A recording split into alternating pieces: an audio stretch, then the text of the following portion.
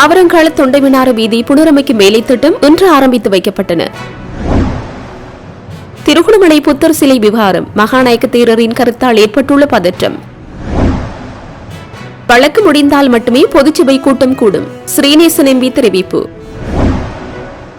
முன்னாள் எம்பி அமரகீர்த்தி படுகொலை 12 பேருக்கு மரண தண்டனை விதித்து அதிரடி தீர்ப்பு. தமிழர் பகுதியில் பல பாடசாலைகள் மூடப்படும் அபாயம். யாழில் சுட்டுக் கொல்லப்பட்ட சிறுவனுக்கு 19 வயதாம். காவல்துறை ஊடகப் பிரிவின் அதிரடி அறிக்கை. சிஐடியிடம் சிக்கிய கோட்டாவின் நெருங்கிய சகா சிதையும் பாதுகாப்பு வளையம். சர்வதேசத்திடம் விற்கப்பட்ட தமிழ் சிறார்களின் கண்கள் எப்ஸ்டிஎன் கோப்புகளால் வலுக்கும் சந்தேகம்.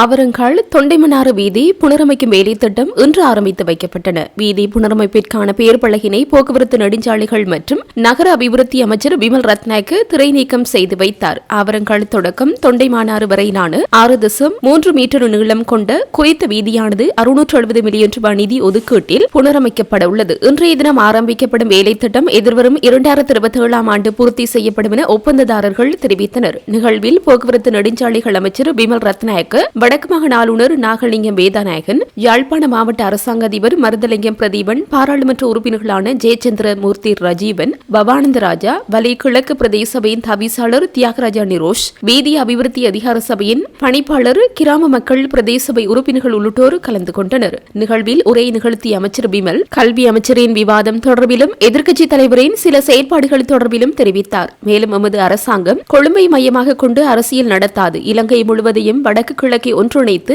அனைத்து அபிவிருத்தி வேலை திட்டங்களையும் செய்து தருவதற்கு முன்வந்துள்ளது. நாமல் ராஜபக்ச, சஜித் பிரேமதாச போன்றோர் சிறு விடயங்களை கூட பாரதூரமாக குழப்ப முயற்சிக்கின்றனர். எனவே மக்கள் நமது ஆட்சியில் சரியான அபிவிருத்தி எதிர்பார்க்க முடியும். அதேபோல இனவாதம் பேசுவதற்கும் நமது ஆட்சியில் இடமளிக்க முடியாது எனவும் குறிப்பிட்டார். எதிர்கட்சியினர் சாப்பாடு இல்லாமல் தண்ணி இல்லாமல் இருப்பது போல் இருக்கிறார்கள். அவர்களுக்கு இந்த இனவாதம் என்கின்ற சாப்பாடு வேணும்.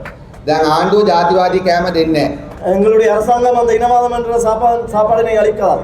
ආණ්ඩුව දෙමළ මිනිස්සයාට, මුස්ලිම් මිනිස්සයාට, සිංහල මිනිස්සයාට හැම කෙනාටම සාධාරණව සලකනවා. நாங்கள் எங்கள் அரசாங்கத்தினால் தமிழ் மக்களுக்கும் சிங்கள மக்களுக்கும் முஸ்லிம் மக்களுக்கும் ஒரே மாதிரியான முறையில் கவனித்துக் கொள்கின்றோம். අර ගොඩක් බඩගින්න ඉන්නකොට ඕන ජරාවක් කනවා. சரியான பசியில் இருக்கும் பொழுது தேவையான அளவு குப்பைகளையும் நாம் சாப்பிட்டுக் கொள்வோம். ඒ නිසා ඔබතුමාලා වොලිබෝල් මැච් බලලා ඇති. உங்களுக்கு தெரியும், நீங்கள் வாலிபால் மேட்ச் பார்த்திருப்பீர்கள் இல்லையா? වොලිබෝල් වල ටිකක් හයියෙන්ම ඩෑෂ් එක ගහන්න මොකද වෙන්න ඕනේ? வாலிபால்ல உயர்ந்து போய் ஒரு டேஷ் அடிக்கிறேன்னா என்ன செய்ய வேண்டும்? හයියෙන්ම ඩෑෂ් එක ගන්න නම් එක්කෙනෙක් පන්දු ඔසවලා දෙන්න ඕනේ. உயர்ந்து டேஷ் அடிக்கிறேன்னா ஒருவர் மற்றொருவர் பந்தினை உயர்த்தி கொடுத்தல் வேண்டும். ඒ නිසා අර දකුණු පැත්තෙන් ගම්මන් පෙරලා වීරවංශලා රාජපක්ෂලා බෝලේ උස්සලා දෙනවා. தெற்கில் அதே போல தெற்கில் கம்பன்வில ராஜபக்ஷ மற்றும் சிலர் அந்த போலை உசத்தி கொடுக்கிறார்கள். කවුද මේ ඩෑෂ් ගහන්නේ? ஆறு இங்க டேஷ் அடிக்கிறது. ඩෑෂ් ගන්න කට්ටිය මෙහි ඉන්නේ. டேஷ் அடிக்கிறார்கள் இங்க இருக்கிறார்கள். කවුද නම් කියන්න බලන්න. உங்க பேர் சொல்லுங்க பாப்போம். නේ මෙහි ඉන්නවා ඒගොල්ලන් මැච් පෙරදිලා තියෙන්නේ. හැබැයි ගම්මන්පිල ඉස්සුවම මෙහෙන් ගහනවා. இங்கே இருக்கிறவர்கள் உண்மையில் அவர்களுடைய மேட்ச் தோத்திருக்கிறார்கள். ஆனால் கம்பன்வில உசத்தி கொடுக்கும் பொழுது அவர்கள் அடிக்க விழுக்கிறார்கள். ඒ නිසා ඒ වගේ අයට අපි අවස්ථාව දෙන්න ඕනේද? அந்த வழியால் அவ்வாறானவர்களுக்கு நாம் சந்தர்ப்பங்கள் அளிக்க வேண்டுமா? ඒ නිසා අපි කිසිම අවස්ථාවක් අපි මේ පරදිච්ච මිනිස්සු ගහලා එළෝ පරාජයටපත් කරපු දකුණේවත් උතුරේවත් නැගෙනහිරවත් ජාතිවාදීන්ට රටේ සම්පත් හොරකම් කරපු දූෂිතයන්ට නැවත ඉඩ දෙන්න ඕනේ නැහැ. அதனால் இந்த நாட்டினை கொள்ளையடித்தவர்களுக்கு, இந்த நாட்டினை தோல்வியடைய செய்தவர்களுக்கு, தோற்று போனவர்களுக்கு மீண்டும் ஒரு சந்தர்ப்பத்தினை நாம் ஏற்படுத்தி கொடுக்க கூடாது. ඒ නිසා අපි අවසාන වශයෙන් අපි කියන්න කැමති අපි කොළමින් ඇවිල්ලා යාපනය හදන ආණ්ඩුවක් නෙමෙයි. நாங்கள் மீண்டும் இறுதியாக கூறிக்கொள்ள விரும்புகின்றேன், கொழும்பில் இருந்து அரசாங்கம் செய்வது, யாழ்ப்பாணத்தில் அரசாங்கம் செய்வதில்லை. நாங்கள் යාපනයේ කොළම ආණ්ඩුව කොටසක්.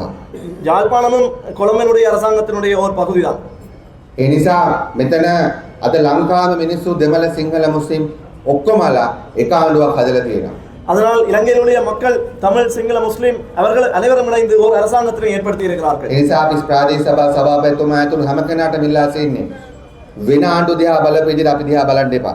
நான் இங்குள்ள பிரதேச சபை உறுப்பினர் மற்றும் அனைவரிடம் கேட்டுக்கொள்கிறேன் மற்ற அரசாங்கங்களை பார்ப்பது போல் எங்களை பார்க்க வேண்டாம் என்று.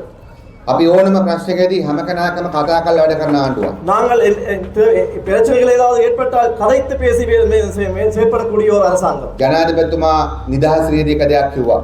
ஜனாதிபதி சகோதரர் அவர்கள் சுதந்திர தினத்தில் ஒரு விடயத்தை குறிப்பிட்டிருந்தார். රට නැවත ගොඩනගන්න ඔක්කොටම එකට එකතු වෙන්න කියලා. நாட்டை மீண்டும் கட்டி எழுப்புவதற்கு அனைவரும் ஒரு திசையில் இணைய வேண்டும் என்று சொல்லி. ඒ නිසා අපිට තියෙන එකට යන ගමන. அதனால் நாம் அனைவரும் ஒன்று சேர்ந்து பயணிக்க வேண்டியுள்ளது. ඒ නිසා අපි ඔබතුමාට කියන්නේ මේ පාර මාස 15කින් හදලා දෙනවා කියලා පොරොන්දුලා තිබේ. நாங்கள் உங்களுக்கு இந்த வீதியினை 15 மாதங்களில் புனரமைப்பு தருவதற்கு ஒத்துக்கொண்டிருக்கின்றோம். මෙතන ඉන්නද ඒ කොන්ත්‍රාත් සමාගමේ මැනේජර් කවුරුද? இங்க இந்த கான்ட்ராக்ட் மேனேஜர் இருக்கிறாரா? Project manager. ப்ராஜெக்ட். ඔබතුමාලා අද ගත්තොත් පෙබ්‍රුවරිනේ ඒකට ලබන අවුරුද්දේ කවදාද ඉවර කරන්න හිතාගෙන ඉන්නේ? මාස 15 ඉන්නේ. මයි 15. ඔබතුමාට පුළුවන්ද හින්දු දෙමළ අවුරුද්දට 2027 ඊට කලින් දෙන්න පාර? දෙමළෙන් කතා කරන්න දන්නවද? නෑ සිංහලෙන් කියන්නේ what translate. ඒ කියන්නේ අපි ඉල්ලපු දේ තමයි තුමලගෙන් තුමන්ට මාස 15ක් තියෙනවා ලබන අවුරුද්දේ මයි 15 විතර තමයි ඉවර කරන්න තියෙන්නේ මේ. අපි ඉල්ලුවා ලබන හින්දු සිංහල අවුරුද්දට කලින් ඉවර කරන්න කියලා එතුමා කියන එක කළා දෙන්නම් කියලා. இந்த வீதியானது 15 மாத காலப்பகுதியில் புனரமைப்பு செய்யப்படுவதற்காக ஒப்பந்தம் படுத்திருந்தது. நாம் அவரிடம் உங்கள் முன்னிலையில் கேட்டிருந்தோம் 2027 சிங்கள தமிழ் புத்தாண்டுக்கு முதல் இந்த வீதியினை புனரமைப்பு தரும்படி அவர் அதுக்கு ஒத்துக்கொண்டிருக்கின்றார். Thank you. ඒ වගේම තමයි පාර හරියට හදා ගන්න ඕනේ. அதே போல் தான் இந்த வீதியை சரியாக புனரமைத்துக் கொள்ளல் வேண்டும். පාර හරියට හැදුවොත් කොච්චර කාලයක් තියන්න පුළුවන්ද? சரியான முறையில் இந்த வீதியை புனரமைத்துக் கொண்டால் எவ்வளவு காலம் அதனை பராமரித்துக் கொள்ளலாம்? අධ්‍යක්ෂකතුමා කියනවා මම එතුමාගේ ඇඩ්‍රස් එකක් දෙන්න. මේ අවුරුදු 15ක් පාර හරියට තියෙනවා කියලා.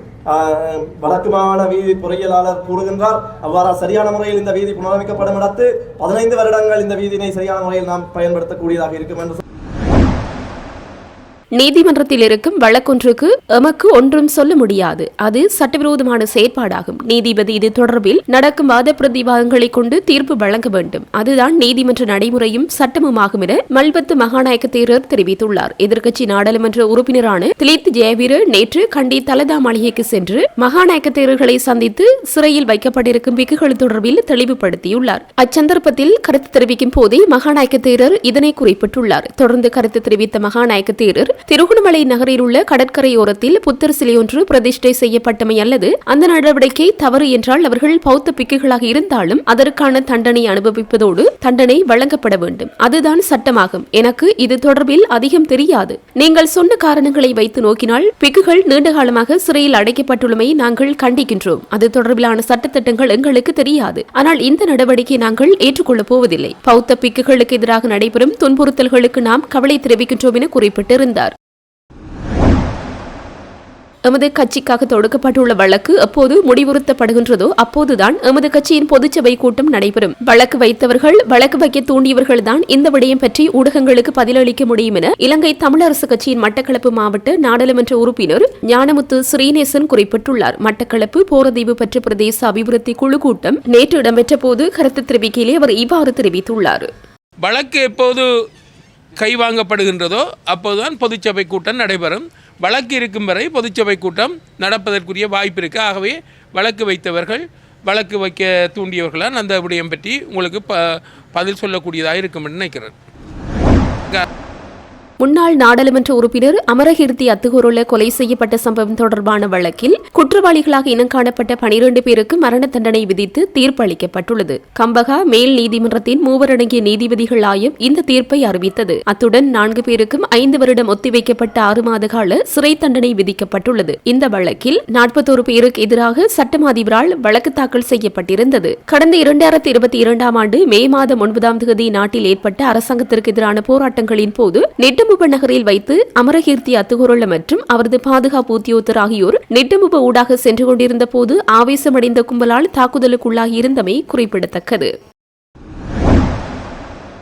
தமிழர் பிரதேசத்தில் இனவிருத்தி குறைந்து செல்வதால் பல வரலாற்று பாடசாலைகள் மூடப்படும் அபாயம் என உடற்கல்வி டிப்ளோமா ஆசிரியர் சங்கத்தின் தலைவர் தர்மகுமாரன் தெரிவித்துள்ளார். நேற்று நடைபெற்ற உடுவில் மானச மகா வித்தியாலயத்தின் இல்ல மெய்வல்லுநர் திறனாய்வு போட்டியில் விருந்தினராக கலந்து கொண்டு சிறப்பித்த போதே இவ்வாறு குறிப்பிட்டுள்ளார். மேலும் தெரிவிக்கையில், இன்றைய தலைமுறையினர் ஆரோக்கியம் குறைந்தவர்களாக உருவெடுக்கின்றனர். அதனால் நம்பிக்கையில்லா வாழ்க்கையை முன்னெடுப்பதுடன் தனது பரம்பரையை வலுவாக்க தவறுகின்றனர். போட்டிமிக்க சவால் மிக்க வாழ்க்கையை எளிதாக வெற்றி கொள்ள கற்றுத்தருவது விளையாட்டு போட்டி. அதனை பங்கு பற்றுதல் மூலம் உறுதிப்படுத்த வேண்டும். இருந்தபோதும் பல பாடசாலைகளில் மாணவர்களின் எண்ணிக்கை குறைந்து வருகின்றது. முதலாம் ஆண்டில் சேரும் மாணவர்களின் எண்ணிக்கை வீழ்ச்சியாகவே காணப்படுகின்றது. சில பாடசாலைகளில் அனுமதி பெறுவதற்கு தவம் கிடக்கும் பெற்றோர் அதற்காக எவ்வளவு விலை கொடுக்கவும் தயாராக உள்ளனர். இது மாற வேண்டும். ஏனெனில் நமது வரலாற்றில் பாடசாலைகள் மாணவர்கள் எண்ணிக்கையில் வீழ்ச்சி கண்டு மூடப்படும் அபாய கட்டத்தில் உள்ளது. முன்னைய காலங்களில் கிராமப்புறங்களில் பிறப்பு வீதம் குறைவதில்லை, அதிகமாகவே காணப்படும். ஆனால் இன்று மாறாக பிறப்பு வீதம் குறைந்து இறப்பு வீதம் அதிகரித்து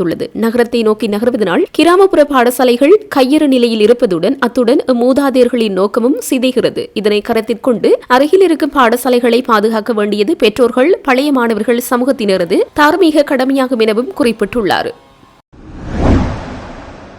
யாழ்ப்பாணம் ஊர்காவற்றுறை அல்லைப்பட்டி பகுதியில் காவல்துறையினரால் நடத்தப்பட்ட துப்பாக்கிச் சூட்டில் 17 வயது சிறுவன் உயிரிழந்ததாக காவல்துறையினர் முன்னர் தெரிவித்த நிலையில் உயிரிழந்தவர் 19 வயதோடு இளைஞர் என காவல்துறை ஊடகப் பிரிவு இன்று தெரிவித்துள்ளது. நேற்று அதிகாலை காவல்துறையினர் மேற்கொண்ட துப்பாக்கிச் சூட்டில் வட்டுக்கோட்டை சித்தங்கணி பகுதியைச் சேர்ந்த ஒருவர் உயிரிழந்திருந்தார். காவல்துறையினரின் கட்டளைகளை மீறி பயணித்ததால் இந்த துப்பாக்கி பிரயோகம் முன்னெடுக்கப்பட்டதாக காவல்துறை தரப்பினரால் தெரிவிக்கப்பட்டது. இந்த நிலையில் இன்றைய தினம் காவல்துறை ஊடகப் பிரிவு இதுகுறித்து ஒரு அறிக்கையை வெளியிட்டுள்ளது. அந்த அறிக்கையில் 2026 பிப்ரவரி 10 காலை ஊர்காவற்றுறை காவல்துறை பிரிவுக்குட்பட்ட அல்லைப்பட்டி சந்திக்கரையில் சந்தேகத்திடமான வேனை நிறுத்த காவல்துறையினர் சமிஞ்சை செய்த போது வேன் தொடர்ந்து சென்றது. காவல்துறையினர் வேன் மீது துப்பாக்கிச் சூடு நடத்தினர். வேனில் பயணித்த 19 வயது இளைஞர் ஒருவர் காயமடைந்து பின்னர் யாழ்ப்பாண மருத்துவமனையில் உயிரிழந்தார். வேனில் இருந்த நல்லூர் பகுதியைச் சேர்ந்த 25 வயதான சந்தேக நபரையும் சித்தங்கணி பகுதியைச் சேர்ந்த 38 வயதான சந்தேக நபரையும் காவல்துறை அதிகாரிகள் கைது செய்தனர்.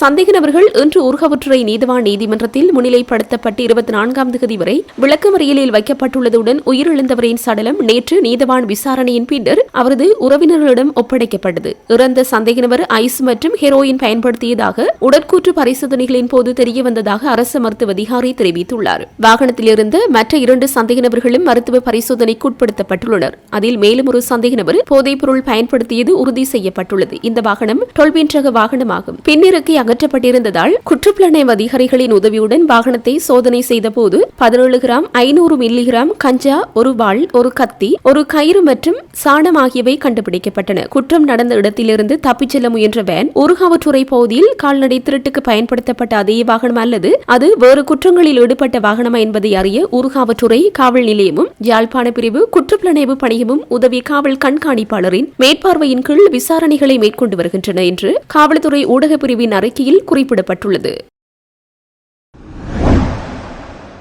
முன்னாள் ஜனாதிபதி கோட்டாபய ராஜபக்சவின் நிழலாகவும் அவரது நம்பிக்கைக்குரிய வலதுகையாகவும் கருதப்பட்ட குற்றப்புலனாய்வு திணைக்களத்தின் முன்னாள் பணிப்பாளர் W. திலகரத்ன கைது செய்யப்பட்டிருப்பது கோட்டாபயவின் அரசியல் பாதுகாப்பு வளையத்தை முழுமையாக சிதைத்துள்ளது. கடந்த காலங்களில் மூடி மறைக்கப்பட்டுள்ள பாரிய குற்றச்சாட்டுகள் மற்றும் முறைகேடுகள் குறித்து திலகரத்னவிடம் விசாரணைகள் முன்னெடுக்கப்பட்டால் அதன் மூலம் நேரடியாக பலர் சிக்கலாம் என எதிர்பார்க்கப்படுகின்றது. ஒரு புலனாய்வு பிரிவில் இருந்து அனைத்து ரகசியங்களையும் கையாண்ட அதிகாரியை இப்போது கைதாகியுள்ள நிலையில் அவரிடமிருந்து பெறப்படும் தகவல்கள் கோட்டாபய ராஜபக்சவை நேரடியாக சட்டத்தை முன் நிறுத்துவதற்கான வலுவான ஆதாரங்களாக அமையும் என எதிர்பார்க்கப்படுகிறது. இந்நிலையில் அதிகார அடுக்குகளின் முக்கிய புள்ளிகள் ஒருவருக்கொருவராக கைது செய்யப்படுவது விசாரணை வளையம் இப்போதுதான் இறுதி இலக்கான கோட்டாபய ராஜபக்சவை நோக்கிய நகர்கிறது என்பதற்கான ஒரு பகிரங்கமான எச்சரிக்கையாகவே பார்க்கப்படுகிறது. வெறும் அரசியல் பழிவாங்கல் என்பதற்கு அப்பால் முறையான ஆதாரங்களுடன் கோட்டாபய ராஜபக்சவிற்கு எதிராக சட்ட நடவடிக்கை எடுப்பதற்கான ஒரு இறுதி தயாரிப்பாகவே இந்த அதிரடி கைது நடவடிக்கை அரசியல் மற்றும் ஊடக வட்டாரங்களில் விவாதிக்கப்படுகிறது.